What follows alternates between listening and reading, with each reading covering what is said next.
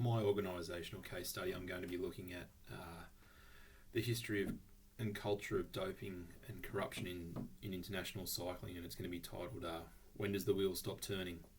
So as you may know, there's a history of cycling that's steeped in mystique, from the very first Le Grand Boucle, or Big Loop in 1903, to the legendary pursuits of the World Hour record, right through to riders like Jacques Anquetil drinking champagne as they approach the final kilometres of a race.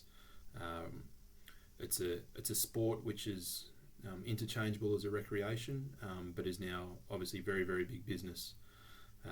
As a fun fact, there was even the initial use of the bicycle before it became a sport as a bayonet by the French against the Germans back in 1901.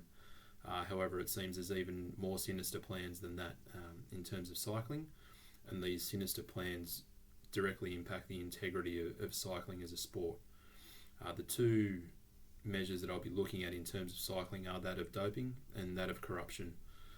The most famous case, I guess, in terms of both doping and corruption is that around the US Postal Service team, and Lance Armstrong as the leader of that team. He had some very famous teammates on that team, George Hincapie for one, Tyler Hamilton another, who's since had medals stripped from him as a result of doping.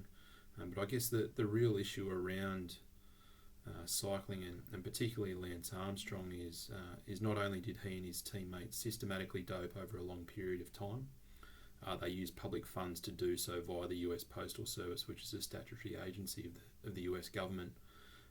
And again, in addition to that, the international cycling body, the UCI, was found to be complicit in a lot of that, and we'll go into that in just a second.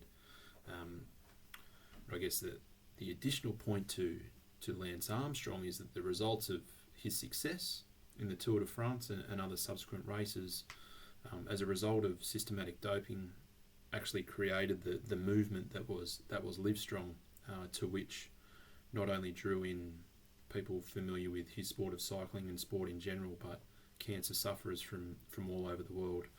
And that movement again was heavily funded by the US government. Now Lance and some of his teammates like Tyler, who I mentioned earlier, and Floyd Landis was another rider who rode at the US Postal Service with him, who was a winner of the Tour de France himself in 2006 on a different team, and then had his title stripped from him. They're not alone. There's been other riders such as Alberto Contador, Alexander Vinokurov, Kazakhstani rider Jan Ulrich, a very famous German rider from the late 90s and early 2000s, who competed against Lance Armstrong, Marco Pantani, another adversary, an Italian of Lance Armstrong's, and Australia's very own Stuart O'Grady, one of our most famous cyclists. They've all been brought down in doping scandals, and I guess it's very easy to point the finger at the individual, but there are significant issues within the international body and its adherences to its own systems and processes that need to be investigated also. I mentioned corruption will be the second part of my organisational case study, and there's countless reports of corruption within the international cycling body, the UCI, particularly towards former presidents Hein Verbruggen and Pat McQuaid. However, none of these have been proven. The issues have been around the solicitation of bribes, non-adherence to their own drug testing protocols, that being the UCI and their working with the World Anti-Doping Authority, WADA, and also cover-ups of positive tests and the subsequent reports into those positive tests. I feel that the failings of the UCI can be directly attributed to poor governance, among many other things, but I think poor governance and organisational systems and processes are right at the heart of this.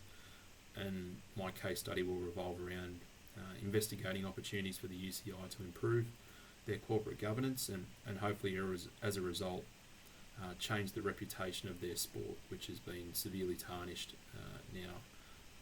As a result of Lance Armstrong, I think that issue has really brought it to light.